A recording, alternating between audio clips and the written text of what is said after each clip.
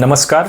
मुतखडा treatment part 2 याच्यामध्ये आज आपण आयुर्वेदिक दृष्ट्या मुतखड्याची ट्रीटमेंट कशी यशस्वीरित्या करायची, वारंवार होणारा मुतखडा कसा टाळायचा याविषयी माहिती पाहणार आहोत. तर हा व्हिडिओ सर्वांनी शेवटपर्यंत पहा, म्हणजे आपल्याला ह्याचे उपाय सगळे कळून येतील आणि वारंवार होणारा जो मुतखड्याचा त्रास आहे हा आपल्याला टाळता येईल. तर याला मूत्राश्मरी असं म्हणतात. तर अश्मरी, मूत्र अश्मरी, मूत्रामध्ये झालेला अश्मरी. तर अश्म हा शब्द आहे. अश्म म्हणजे दगड आणि अरी म्हणजे शत्रू. तर शत्रूला सुद्धा होऊ नये अशा पद्धतीची जी वेदना निर्माण करणारा जो अश्म किंवा दगड आहे त्याला अश्मरी असं म्हणतात. किंवा अरिवत शृणोती प्राणान, म्हणजे अत्यंत प्राणाला वेदना होणार, की एखादी अरीने कट करावं तेव्हा जशा वेदना होतील, एखाद्या चक्राने कट करावं तेव्हा जशा वेदना होतील त्या पद्धतीच्या तीव्र वेदना याच्यामध्ये होतात, म्हणून याला हे मूत्राश्मरी असं नाव देण्यात आलेलं आहे. तर याची मूत्राश्मरीची चिकित्सा आयुर्वेदामध्ये 4 मुद्द्यांच्या आधारे केली जाते. पहिलं तर आहे अश्मरी भेदन. हे एक आयुर्वेदाचं बलस्थान आहे, कारण आधुनिक चिकित्सेमध्ये अशी कुठलीही औषधी योजना नाही की ज्याच्यामध्ये ज्याला लिथोट्रिप्सिक ॲक्शन ज्याला म्हणतो, की ज्या मुतखड्याचं भेदन होईल, तुकडे होतील आणि तो शरीराच्या बाहेर जायला मदत होईल, अशा पद्धतीचं कुठलंही औषध म्हणू आपण आधुनिक शास्त्रामध्ये नाही. आयुर्वेदामध्ये अशा अनेक औषधांचा उल्लेख येतो. तर त्यातलं महत्त्वाचं औषध येतं ते म्हणजे पाषाण भेद. नावातच या औषधाचं वर्णन दिलेलं आहे आणि गुणधर्म आपण समजू शकतो, की ज्या औषधाने पाषाणाचं भेदन होतं, म्हणजे अश्मरीचं भेदन होतं, तुकडे होतात आणि तो शरीराच्या बाहेर जायला मदत होते, असं औषध म्हणजे पाषाण भेद. किंवा वरुण म्हणून एक औषध आहे, त्याची साल आपण वापरतो, हे सुद्धा औषध या पद्धतीने अश्मरी भेदन म्हणून काम करतं. दुसरी कॅटेगरी आयुर्वेदामध्ये वापरली जाते ती म्हणजे मूत्रल चिकित्सा, ज्याला आपण मॉडर्न सायन्समध्ये डायुरेसिस म्हणतो, की ज्याने मूत्राचं प्रमाण वाढवावं. कारण मगाशीच आपण पाहिलं की घनता पाण्यात विरते. जेव्हा एखादी घनता कुठेही वाढलेली असते, पृथ्वी महाभूताचे गुण वाढलेले असतात, तर ते जाण्यासाठी ते पाण्याचा जर तिथं तुम्ही वापर जास्त केला, पाण्याचा फ्लो जर त्या ठिकाणी वाढवला, तर आपोआप ती घनता विरायला लागते आणि ती शरीराच्या बाहेर जाते. तर हे तत्त्व वापरल्यामुळं गोक्षूर यासारखं जे औषध आहे, ज्याला सराटे असं म्हणतात, खेडेगावच्या बऱ्याच लोकांना माहिती की असं काटेदार असलेलं 4-5 काटे त्याला असतात. तर असं ही एक जमिनीवर पसरणारी ही एक सुंदर वेल आहे. आयुर्वेदातलं हे एक अतिशय महत्त्वाचं औषध आहे, ते म्हणजे गोक्षूर. गोक्षूर म्हणजे गायीच्या खुरांमध्ये जे अडकलं जातं म्हणून त्याला गोक्षूर म्हटलं जातं. तर त्याला आपण मराठीमध्ये गोखरू म्हणतो. तर ह्या वनस्पतीचा रस किंवा काढा किंवा वेगवेगळ्या प्रकारचे गोक्षुरादी गुग्गुळासारखे अनेक कल्प ह्या औषधाचे बनवलेले हे या आजारामध्ये अत्यंत खुबीने वापरले जातात आणि ह्यांचं अश्मरी भेदन हा गुणधर्म इथे वापरला जातो. तिसरा याच्यामध्ये गुण येतो तो म्हणजे शोथग्न, म्हणजे सूज कमी करणं. जेव्हा मुतखडा तिथं असतो तेव्हा ती जागा घट्ट याप्रमाणे खडा तिथे अडकलेला असतो. तर त्याच्यासाठी आपल्याला तिथली सूज कमी करणं किंवा तिथल्या ज्या रचना असतात त्या डायलेट करणं हे गरजेचं असतं. त्याचा व्यास वाढवणं थोडक्यात. तर या पद्धतीची सूज कमी करणारी पुनर्नवासारखी जी औषधं आहेत याच्यामध्ये त्याचा जो पॅसेज असतो, मुतखडा पुढं सरकण्यासाठीची जी जागा आहे किंवा मोकळीक आहे, ती या वनस्पतीच्या औषधी गुणधर्मामुळे आपल्याला मिळू शकते. त्यामुळे पुनर्नवासारखं औषध इथं शोथग्न म्हणून वापरलं जातं. आणि चौथं जे असतं ते रसायन. आयुर्वेदामध्ये हा दृष्टिकोन नेहमी असतो की आजार जेव्हा जातो तेव्हा तो पुन्हा पुन्हा व्हायची शक्यता नेहमी निर्माण होत असते, कारण त्या जागेमध्ये, त्या रचनेमध्ये, त्या सिस्टीममध्ये एक प्रकारचा विकनेस किंवा आलेला असतो. तो जोपर्यंत आपण घालवत नाही, त्या सिस्टीमला जोपर्यंत ताकद मिळत नाही, तोपर्यंत पुनर्भव ही गोष्ट होत नाही. त्यामुळे त्या जागेला ताकद मिळावी, म्हणजे ही जी युरिनरी सिस्टीम आहे त्याची ताकद वाढवावी, त्याचं फंक्शन ऑप्टिमम लेवलवर व्हावं म्हणून काही औषधं आहेत. त्याच्यामध्ये गुळवेल हे औषध आहे आणि गोक्षूर हे औषध आहे. ते सुद्धा जी युरिनरी सिस्टीम आहे त्याचं एक रसायन आहे. तर मला आपल्याला थोडक्यात एक सैद्धांतिक भागसुद्धा इथे सांगायला आवडेल की प्रत्येक अवयवाची निर्मिती आयुर्वेदामध्ये कशा पद्धतीने होते याचं वर्णन आलेलं आहे. तर ही जी वृक्क आहेत किंवा ज्याला मूत्रपिंड, किडनी आपण म्हणतो, तो रक्तमेद प्रसादात वृक्कौ असा एक याच्यामध्ये संदर्भ येतो. तर रक्त आणि मेदाचा प्रसाद भाग याच्यापासून वृक्कांची निर्मिती होते. तर मेद धातू आपल्याला माहिती की हा प्रत्येक वेळेस शरीराला घातक किंवा अपकारक नसतो, तर हा काही वेळेस वेळेस प्रमाणामध्ये शरीराला गरजेचाही असतो. तर वृक्क हा जो भाग आहे हा मेदाच्या एका अंशापासून तयार झालेला आहे. त्यामुळं वृक्कामध्ये एक प्रकारचा विशिष्ट स्निग्धपणा आहे आणि हा स्निग्धपणा आवश्यक आहे. कारण जेव्हा शरीरामध्ये हे अतिरिक्त क्षार असतात, तुम्ही एक विचार करा की एखादी गोष्ट जर स्निग्ध नसेल, गुळगुळीत नसेल, तर त्या ठिकाणी अनेक घटक तिथं चिटकू शकतात. जेव्हा बुळबुळीतपणा येतो, विचार करा की तुम्ही कमलपत्र जे आपण म्हणतो किंवा आळवाचं जे पान म्हणतो त्याच्यावर तुम्ही पाणी टाकलं तर ते निथळून जातं. कारण का? तर तिथं एक वेगळ्या प्रकारचा स्निग्धपणा आहे. हा स्निग्धपणा मेदधातूमुळे वृक्काला प्राप्त झालेला असतो आणि हा स्निग्धता काही कारणामुळे जेव्हा कमी होते तेव्हा तिथे हे क्षारीय पदार्थ साठायला लागतात आणि त्याची अश्मरी बनायची प्रक्रिया होते, निर्माण होते. तर हे गोक्षुरासारखं जे औषध आहे ती आवश्यक स्निग्धता जी शरीरामध्ये पाहिजे, विशेषतः वृक्क अवयवामध्ये पाहिजे, ती निर्माण करतं आणि त्यामुळं फ्रिक्वेंटली हे जे युरिन स्टोन होत असतात ते बंद होतात त्याची प्रक्रिया. त्याचप्रमाणे जे पचन आहे, शेवटी मलमूत्र किंवा हे जे मलभाग आहेत हे तयार कशातून होतात तर पचनातूनच तयार होतात. तर पचन तुमचं व्यवस्थित झालं, मग ते स्थूल पचन असतं किंवा सूक्ष्म पचनही असतं की जे सेल्युलर लेव्हलवर असतं. हे पचन जर व्यवस्थित झालं, त्या पचनातून सुद्धा जे काही टॉक्झिन्स तयार होणार आहेत, जी क्षारता तयार होणार आहे ती मर्यादित प्रमाणात होते आणि त्यामुळं वारंवार अश्मरी तयार व्हायचं जे प्रमाण आहे हे कमी होतं. तर या पद्धतीने रसायन चिकित्सा सुद्धा याच्यामध्ये करणं, जेव्हा रिकरंट होणारा त्रास आहे त्याच्यामध्ये फार महत्त्वाची असते.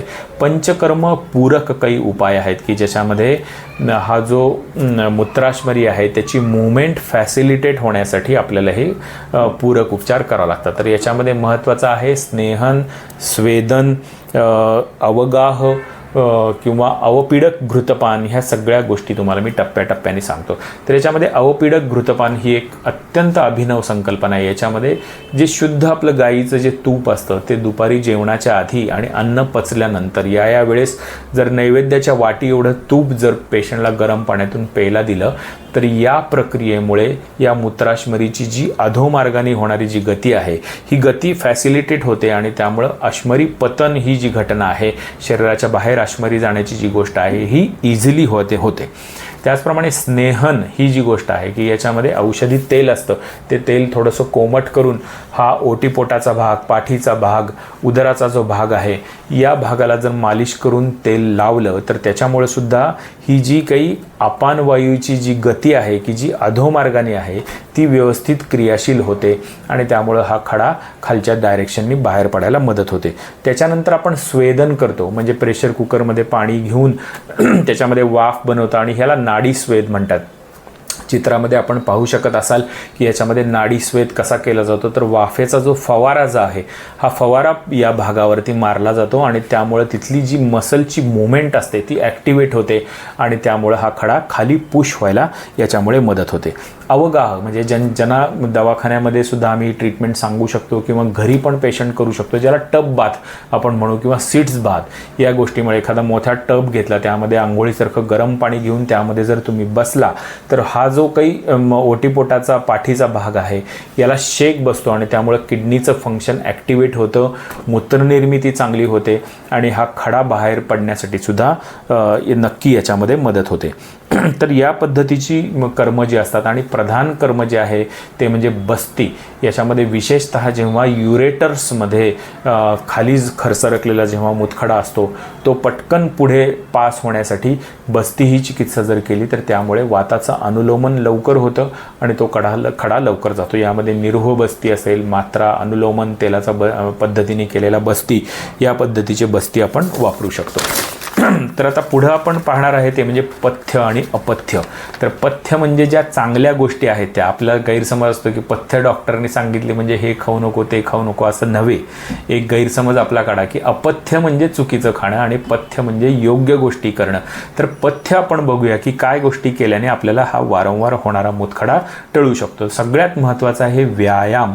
व्यायाम ही गोष्ट ही आपल्या शरीरामधली प्रत्येक गोष्ट त्यामुळे ॲक्टिव्ह आणि क्रियाशील राहते. त्यामुळे मुतखडा झाल्यावर सुद्धा सुश्रुताचार्यांनी व्यायाम हा अतिशय उपकारक सांगितलेला आहे. त्यामुळं तिथं सेडिमेंटेशन जे असतं ते सेटल डाऊन होत नाही आणि हे क्षार शरीराच्या बाहेर जायला मदत होतात. मूत्रल पदार्थ काही आपल्या आहारातलेच असे काही घटक आहेत की ज्याच्यामुळे युरिन आउटपुट वाढतं. तर याच्यामध्ये महत्त्वाचं काकडी किंवा कलिंगड किंवा धणे, काळ्या मनुका, कोहळा, वेलदोडा अशा काही गोष्टी आहेत की या नैसर्गिकरित्या मूत्रनिर्मिती शरीरामध्ये जास्त करतात आणि त्यामुळे खडा बाहेर पडायला मदत होते. आम्ल धर्माची किंवा आम्ल गुणाची जी काही फळं आहेत वेगवेगळी किंवा लिंबूवर्गीय ज्या गोष्टी आहेत या खडा होण्याचं टाळण्यासाठी अतिशय महत्त्वाच्या आहेत. कारण कॅल्शियमचं जे डिपॉझिशन तिथं होत असतं त्याला हे सायट्रिक फ्रूट्स जे असतात हे विरोध करतात. त्यामुळे या पद्धतीचे खडे आपल्याला होत नाहीत. त्यामुळे लिंबू आपण आहारामध्ये घ्यावं. लिंबू सरबत, कोकम सरबत, आवळ्याचं सरबत या गोष्टी अतिशय यामध्ये उपयुक्त आहेत. गाजर किंवा ॲपल व्हिटॅमिन ए चा याच्यामध्ये एक महत्त्वाचा रोल आहे. ह्याच्यावर पण संशोधन झालेलं आहे.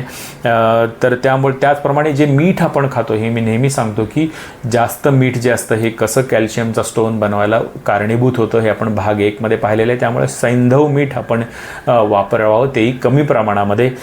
त्याचप्रमाणे हुलगे हा एक ज्याला कुळीथ असं म्हणतात कोकणातल्या लोकांना हा एक अतिशय महत्त्वाचा आहारात वापरले जाणारं कडधान्य आहे. हुलग्यांचा एक डायरेक्ट अश्मरी भेदन ही डायरेक्ट प्रॉपर्टी आहे. त्यामुळे मूत्रनिर्मिती पण वाढते आणि लघवीला याच्यामुळे सटकून साफ होतं आणि खडा फोडण्यासाठीचे जे काही घटक असतात हे या हुलग्यामध्ये असतात. त्यामुळे ज्यांना मुतखडे वारंवार होतात त्यांनी हुलग्याचा वापर आठवड्यात 1-2दा जरूर करावा. हुलग्याचं माडगं किंवा कोळथाचं हुलग्याचं सूप बनवायचं एक रेसिपी आहे ती पण आपण जरूर वापरावी. तर हे सुद्धा आहारातले घटक असतात. हे आयुर्वेदाचा नेहमी एक आदेश असतो की आपलं आहार किंवा आपले खायचे पदार्थ जे आहेत हे सुद्धा आपल्याला औषधाप्रमाणे त्यांनी काम करायला पाहिजे. तर आता अपथ्य आपण पाहूया की कोणत्या गोष्टी करू नये. तर यातलं सगळ्यात महत्त्वाचं आहे ते म्हणजे वेगावर रोध. काही वेग जे असतात शरीरातले किंवा जे काही इम्पल्सेस असतात ते आपण शरीरामध्ये कधीही होल्ड करू नये, धारण करू नये हा आयुर्वेदाचा आदेश आहे. त्यातला मूत्रवेग जर धारण केला तर लघवी ही जास्त सॅच्युरेट व्हायला लागते, त्याचा फ्लो व्यवस्थित होत नाही आणि त्यामुळे मुतखडा होतो. त्यामुळे लघवीचा जेव्हा जेव्हा अर्जन्सी असेल तेव्हा त्याकडे बिलकुल दुर्लक्ष करू नये. मुलांनी किंवा विशेषतः सिक्युरिटी किंवा महिला स्वच्छतागृह उपलब्ध न होणे यासारख्या अनेक गोष्टी याच्यामागे कारणीभूत असतात. तर याचा निराकरण आपण जरूर करावं. मिठाचा वापर, गोडाचा वापर, साखरेमध्ये सुद्धा वेगवेगळ्या प्रकारचे क्षार असतात हे सुद्धा मुतखडा व्हायला खतपाणी घालत असतात. ड्रायफ्रूटसुद्धा ही गोष्ट चांगली जरी असली तरी मुतखडा असलेल्या लोकांनी थोडं हात राखूनच याच्या बाबतीमध्ये राहावं. बोरवेलचं पाणी मगाशीच मागच्या व्हिडिओमध्ये आपण चर्चा केली. बेकरीच्या पदार्थांमध्ये अनेक प्रिझर्वेटिव्ह असतात, अनेक क्षार असतात, हे तुम्हाला मुतखडा होण्यासाठी कारणीभूत होऊ शकतात. टोमॅटो, पालक मगाशी या गोष्टींची आपण चर्चा केलेली. हाय प्रोटीन डाएट ह्यासुद्धा गोष्टी आपल्याला टाळण्यासारख्या आहेत ज्यामुळं आपण वारंवार होणारा मुतखडा हा नक्की टाळू शकतो. आपण आयुर्वेदाचा जरूर अंगीकार करा. विशेषतः मुतखड्याचा वारंवार ज्याला त्रास होतो हे या निमित्ताने मी आपल्याला सांगू इच्छितो. व्हिडिओ शेवटपर्यंत पहा. काही सजेशन्स असतील तर जरूर आम्हाला कळवत जा. आमचं चॅनल लाईक करा. ज्यांना गरज आहे त्या लोकांना हा व्हिडिओ फॉरवर्ड करायला विसरू नका आणि चॅनल सबस्क्राईब जरूर करा. धन्यवाद.